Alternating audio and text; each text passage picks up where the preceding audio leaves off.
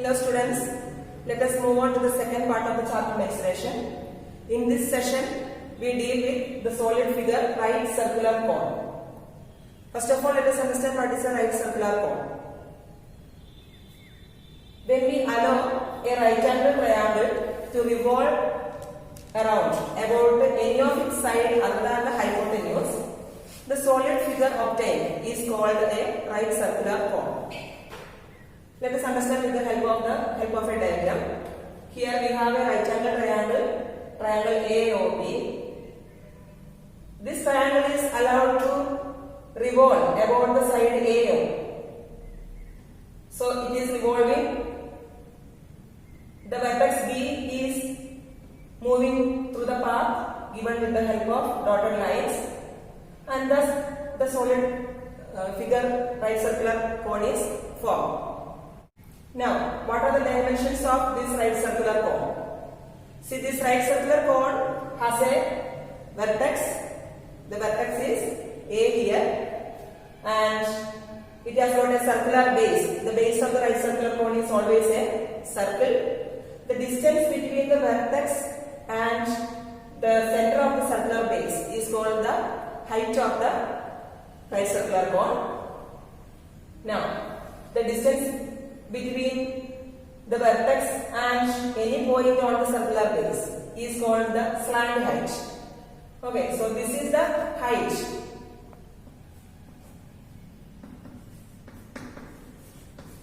This is the height of the cone, and the length AB, or the distance between the vertex and any of the point on the circular base, is called the slant height.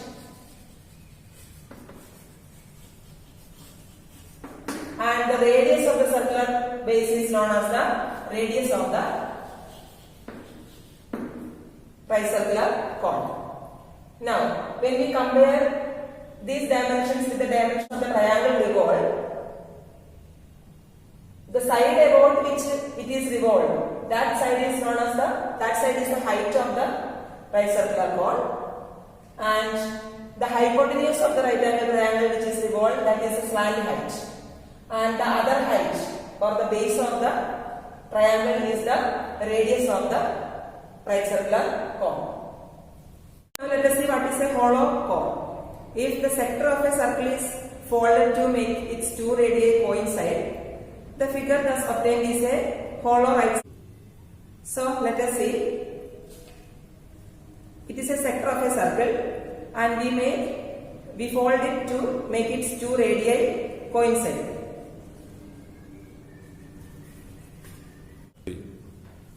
So this is the hollow cone we obtained from the given circular sector.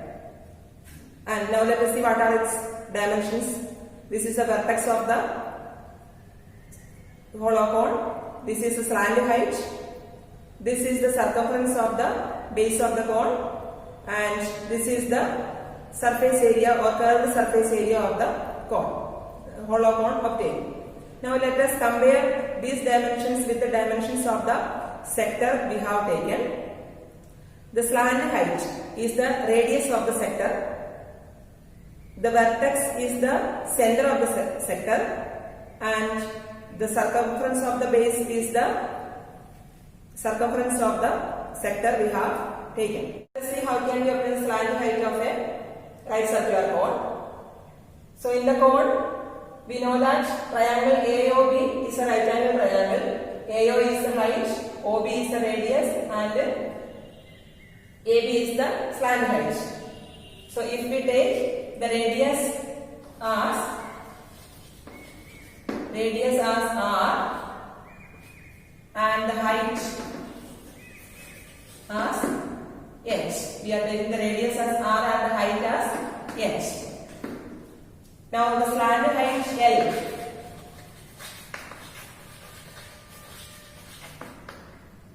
is equal to root of R square plus H square, because we know that in a right angle triangle, Pythagoras theorem, hypotenuse square is equal to base square plus perpendicular square. So with the help of that formula, we can use this. L is equal to root of R square plus H square. So if any of these three dimensions Any two of these three dimensions are given, we can find out the third dimension with the help of Pythagoras theorem.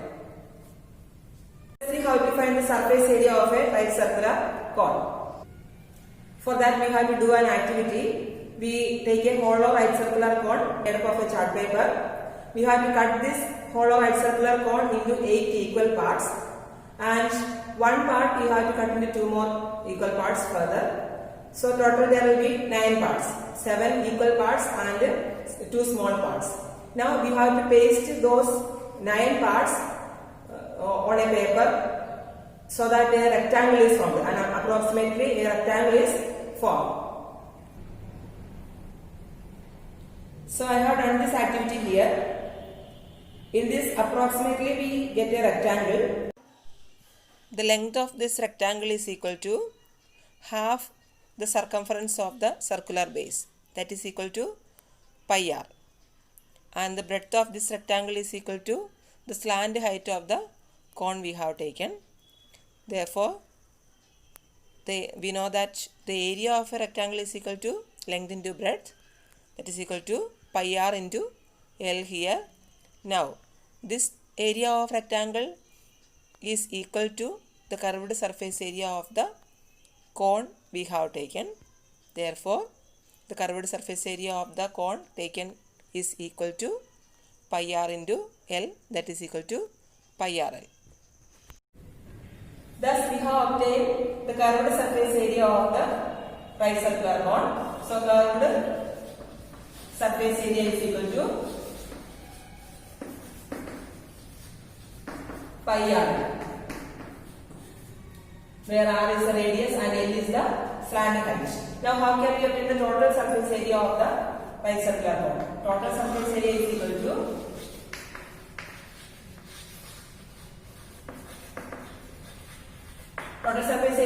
to curved surface area plus area of the circular base. So, curved surface area is equal to pi r L, and area of the circular base is equal to area of circle, that is equal to pi r square. So that is equal to pi r into L plus r. This is the total surface area of the right circular cone. Curved surface area is equal to pi r L. Total surface area is equal to pi r into L plus r, where r is the radius and L is the slant height. Now let us see how can we find the volume of a right circular cone.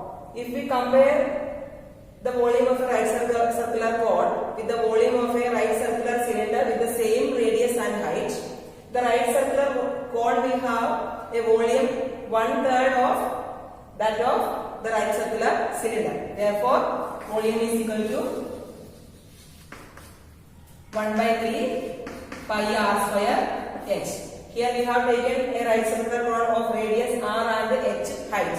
We have compared this volume with the volume of a right circular cylinder with the same radius and height, and this volume will be equal to 1/3 of the volume of the right circular cylinder. Therefore, it is equal to 1/3 pi r square h.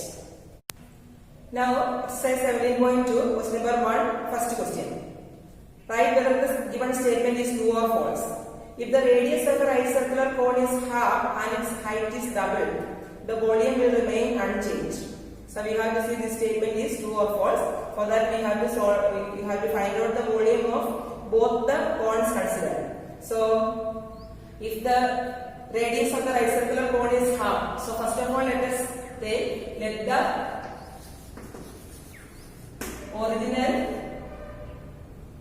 let the radius of the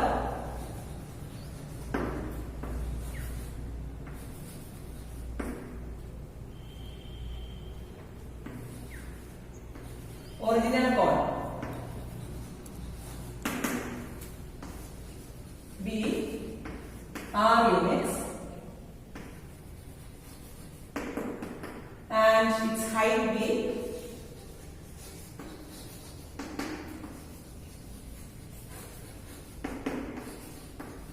h units.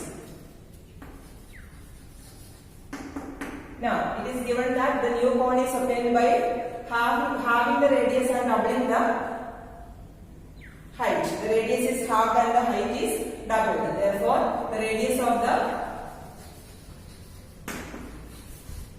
new cone is equal to r by 2 and the height of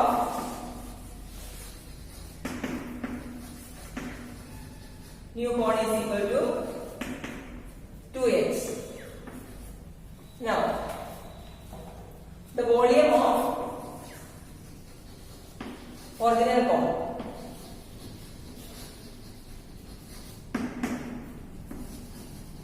is equal to, we have to simply apply the formula. It is given that r is the radius and h is the height.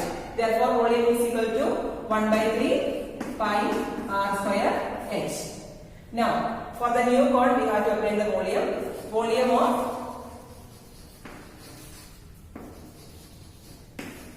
new cone is equal to 1 by 3 pi r square. Instead of r, we have to write r by 2. R by 2 square into 2h. That is equal to 1 by 3 pi r square by 4 into 2h. 2 and 4 are cut. Here 2.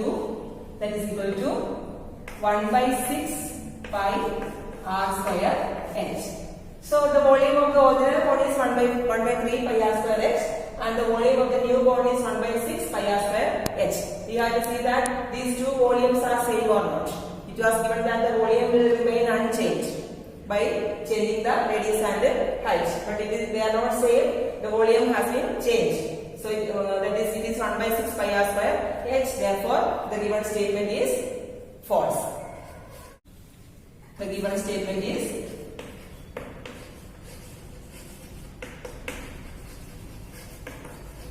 false. Now question number 6, first one. Find the capacity in liters of a conical vessel with a radius 7 cm and slant height 25 cm. So here we have to find out the capacity of conical vessel. For that, radius is given, radius and slant height are given. Let us write the given values. Radius of conical vessel r is equal to 7 cm. Slant height L is equal to 25 cm. Here we have to find out the volume. We know that volume is equal to 1 by 3 pi r square h. So for that we also need the height of the cone. So how can we obtain the height? We can obtain the height with the help of the values of r and l by using Pythagoras theorem. So h is equal to height, h is equal to root of l square minus r square. That is equal to root of 25 square minus 7 square. That is equal to root of 625 minus 49. That is root of 576 is equal to 24 centimeter. So height is equal to 24 centimeter. Now we know that capacity means volume. So V is equal to 1 by 3 pi r square h. That is equal to 1 by 3 into 22 by 7 into r. R is 7. 7 into 7 into height, that is 24. Now 7 and 7 we can cut here. 3 and 24 we can cut and write h. Now we will get that is equal to 22 into 56.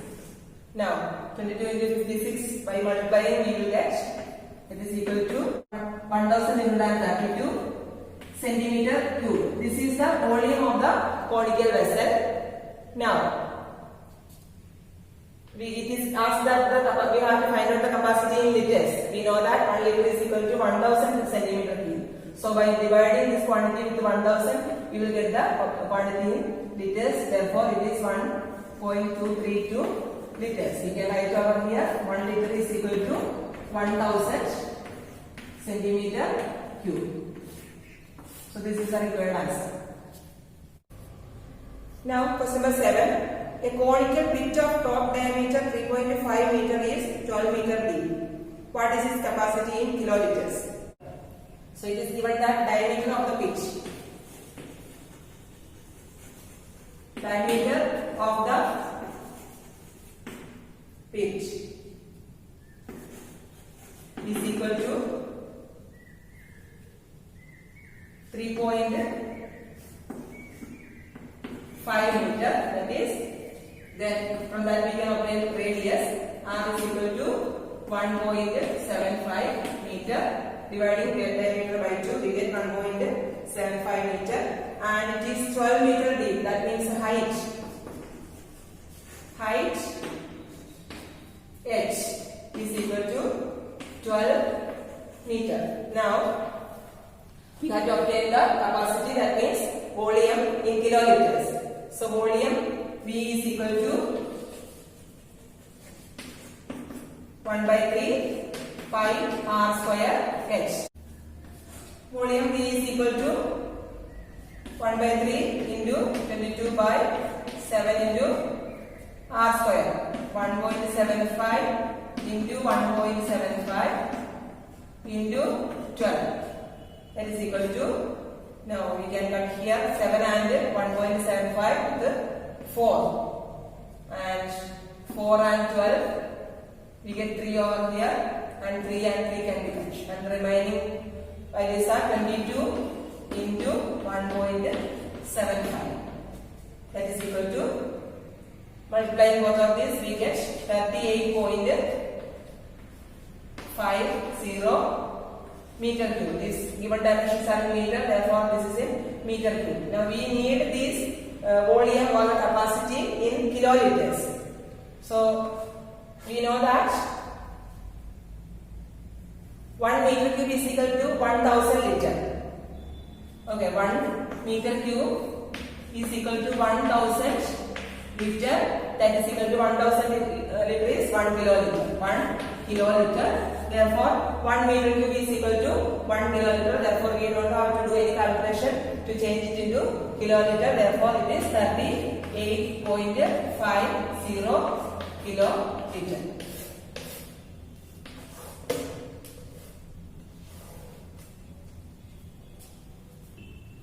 Therefore, the capacity of the pit is equal to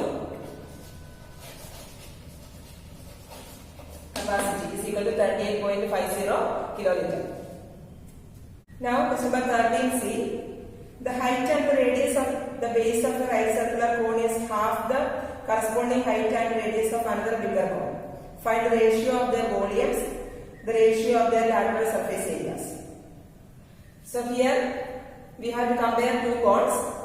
It is given that height and radius of a cone is half the corresponding height and radius of another bigger cone. So we consider the height and radius of the smaller cone be h and r respectively. Let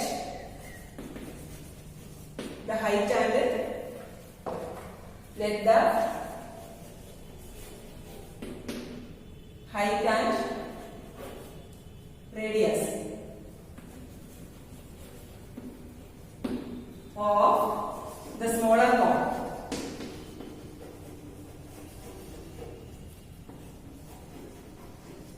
be h and r respectively.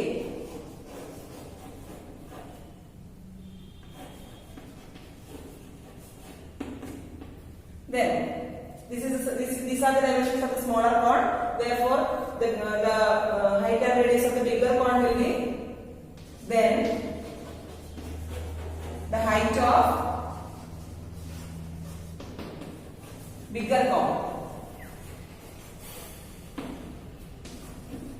is equal to 2h, because it is double the smaller cone will be half the height of the bigger cone. Therefore, we have taken the height of the smaller cone as h. Therefore, we are taking this as 2h, and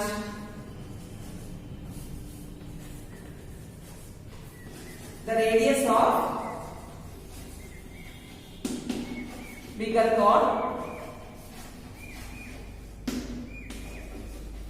is equal to 2r. Now, the volume of the smaller cone is equal to volume of smaller cone is equal to 1 by 3 pi r square h. It is given that the radius is r and h is the height. And now the volume of bigger cone is equal to 1 by 3 pi r square h. Instead of r we have to give 2r, that means 2r square into, instead of h we have to give 2h, that is equal to 1 by 3 pi into 4r square into 2h, that means 8r square h.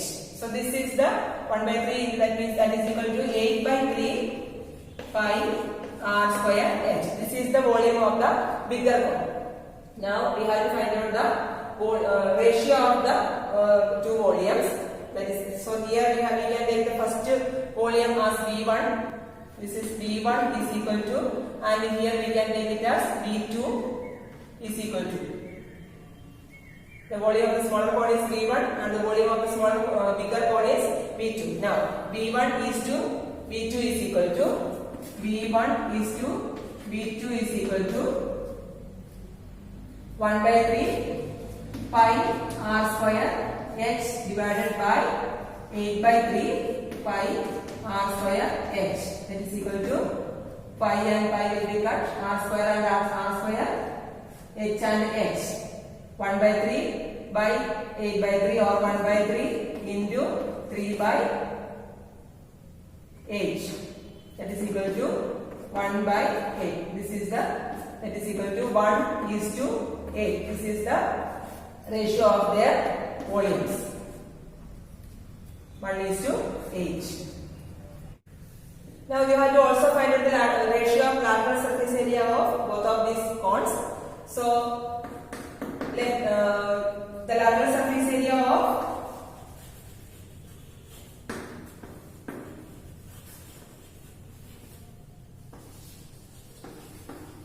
smaller cone is equal to pi rl, because r is the radius of the smaller cone and l is the slant height of the smaller cone. And now let L1 be the slant height of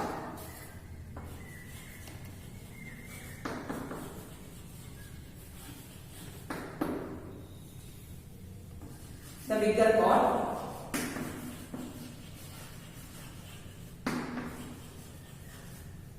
Now we can obtain L1 with the help of the radius and height of the bigger cone. Radius of the bigger cone is 2r, height of the bigger cone is 2h. So L1 is equal to root of 2r whole square plus 2h whole square. That is equal to root of 4r square plus 4h square. That is equal to 2 root of r square plus h square.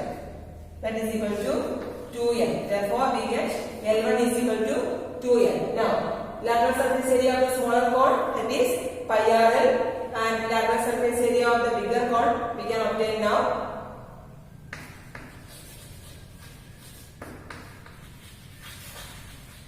Lateral surface area of bigger cone is equal to, bigger cone we can take it as A2, and the lateral surface area of the smaller cone can be taken as A1. Now A2 is equal to pi into 2r into 2l, that is equal to 4 pi r n. Now we have to find out the ratio of these lateral surface areas, that is A1 is to A2 is equal to pi rl divided by 4 pi rl, that is equal to pi rl and pi rl can be cut, and what is remaining is 1 by 4, that is equal to 1 is to 4. So that is the ratio of their lateral surface areas. Now question 14. Find what length of canvas 2 meter in width is required to make a conical tent 20 meter in diameter and 42 meter in slant height, allowing 10% for folds and stitching. Also find the cost of the canvas at the rate of rupees 80 per meter. Now here it is given the length of canvas is 2 meter and the diameter is 20 meter and 42 meter is slant height. So here we have to first of all consider the diameter.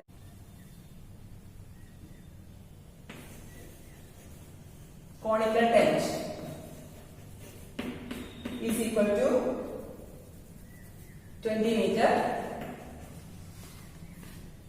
Therefore, radius R is equal to 10 meter.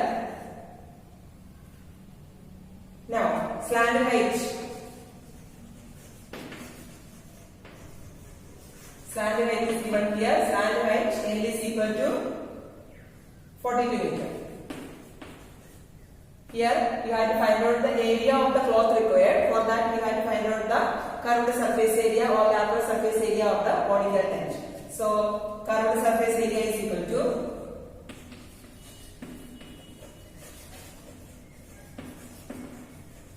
curved surface area of the tent is equal to pi RL, that is equal to 22 by 7 into R is the radius, 10 into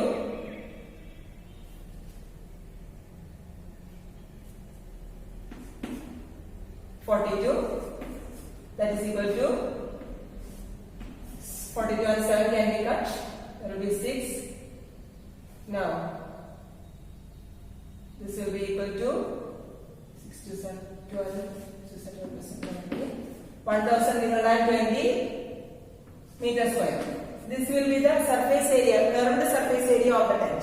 Now, the curved surface area of the tent is equal to the area of the cloth required, and it is also given that 10% for folds. You have to also give some extra amount of cloth, that is 10% of the given area of the tent for the folds. Therefore, the total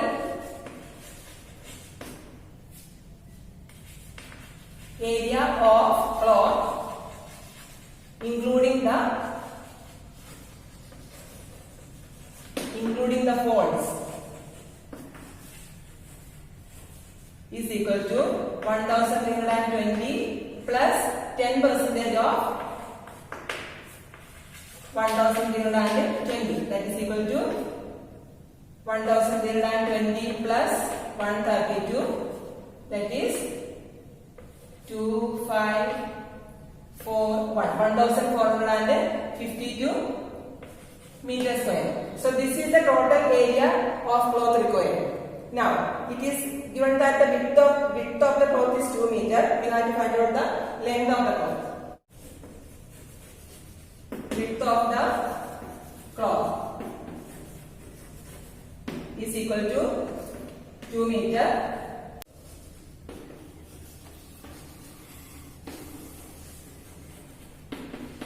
Is equal to 1452 divided by 2, area by width, that is equal to 726 meter. So this is the length of the cloth required. So this is the answer for the first question. Now we have to also find out the cost of canvas at the rate of 80 rupees per meter.